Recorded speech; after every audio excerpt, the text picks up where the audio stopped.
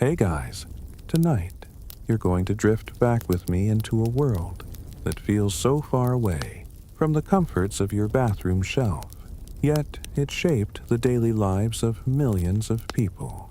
Imagine a time when the word soap barely meant anything, when the soft bars or colorful liquids we take for granted didn't exist for ordinary families. You lie there in your bed, and I'm inviting you to step gently into a medieval street, where the scents, the sounds, and the textures of life are unfamiliar.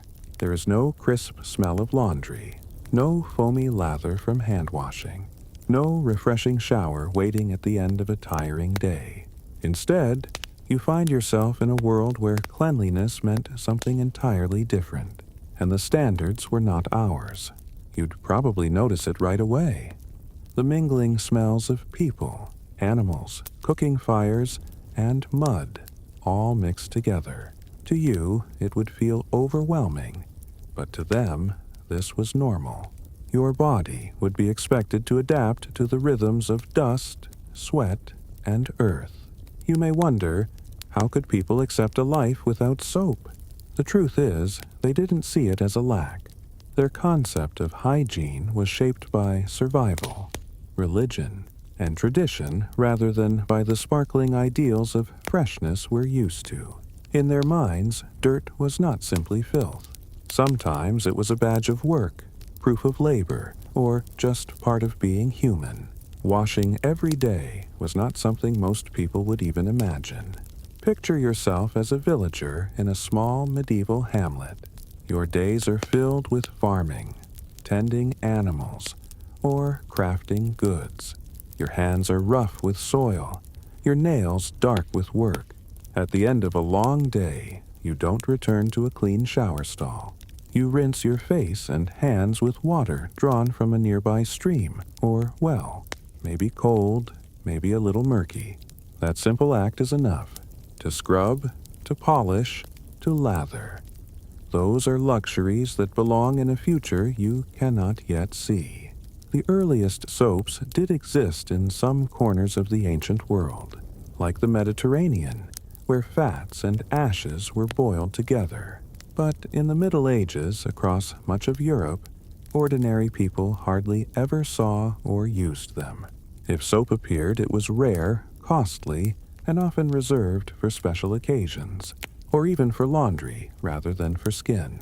Yes, imagine that. The very thing we rub into our skin today was once more trusted for scrubbing clothes than for washing bodies. As you let your mind wander, think of a medieval marketplace. Wooden stalls, muddy pathways, the clatter of hooves, and voices calling out in many dialects. Somewhere in the corner, a trader might be selling imported bars of olive oil soap from far-off lands. They gleam softly with faint scents of herbs. But only the wealthy, lords, ladies, merchants, might afford such a thing. For you, as a peasant, the thought of buying it is as distant as buying gold. Instead, your body becomes accustomed to simpler forms of cleansing. You rub your skin with coarse cloths, or scrape dirt away using handfuls of sand, ashes, or rough leaves. It isn't luxurious, but it does the job. The important thing was not shining with soap bubbles, but managing enough. Cleanliness to function among your community, to be socially acceptable, and to ward off visible grime. And the truth is, medieval people did not walk around believing themselves to be filthy. Their noses adjusted. Their sense of clean was relative. If everyone smelled a certain way, it was not considered strange. Perfumed oils, herbs, and flowers were sometimes added to clothing or hair, giving a pleasant aroma that distracted from unwashed skin. You may notice how deeply human the instinct is to cover natural scents, even without soap. Close your eyes for a moment and imagine being inside a medieval cottage. The air is thick with smoke from the hearth fire, where food is simmering in a pot. Bundles of herbs, sage, rosemary, lavender, hang from the beams overhead, filling the air with their fragrances. Children run in and out, barefoot, their hair tangled but their laughter bright. The family rinses their hands in a shared basin before eating, not with soap, but with water, sometimes sprinkled with a little vinegar or wine if they can spare it. That, to them, feels clean enough.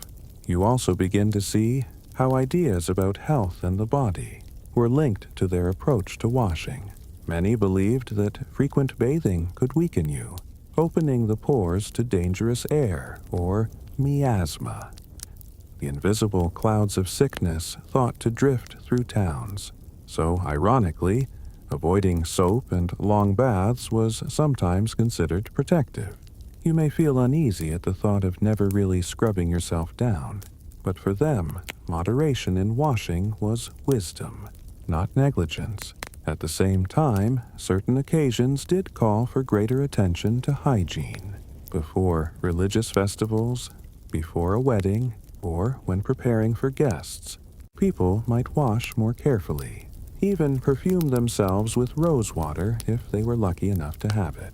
Ritual cleansing mattered deeply, especially when linked to the church, but again, soap rarely entered the scene. And think about the rhythm of life. Without modern soaps, people's clothing carried much of the burden of dirt and odor. Garments absorbed sweat and grime, and since washing clothes was difficult and costly, they weren't laundered often. You wore the same layers again and again, sometimes for weeks, sometimes for months. To change into fresh linen was a great relief, a small luxury, almost as good as a bath itself. So when you lie back now, in your clean sheets, breathing in faint smells of detergent or fabric softener, think of how extraordinary this would feel to someone in the 13th century. Your nightly comfort, the smoothness of skin against laundered fabric, would seem like a miracle.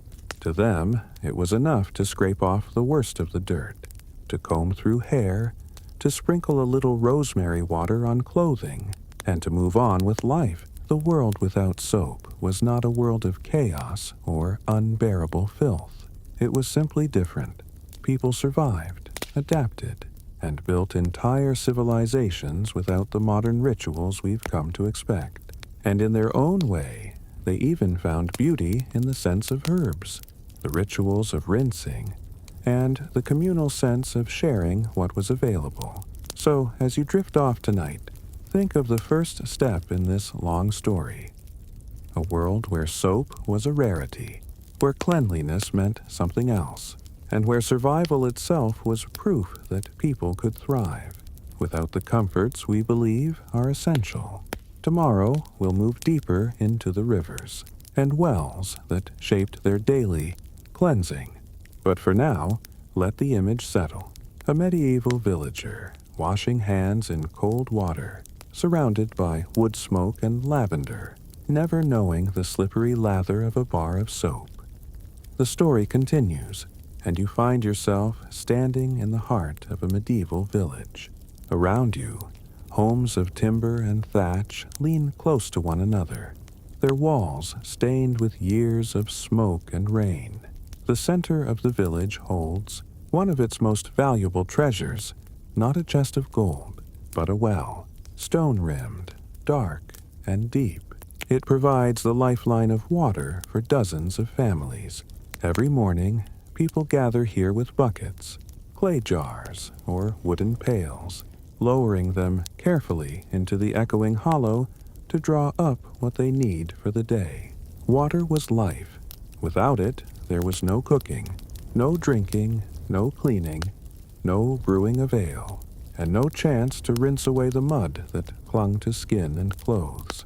For you, accustomed to turning a tap and letting clear water flow endlessly, it feels heavy to imagine. Each drop in those buckets is carried by hand, back through the dirt streets, sloshing with every step. Families ration carefully. You may wash your hands or face, but a full body soaking is rare. Water is too precious for that.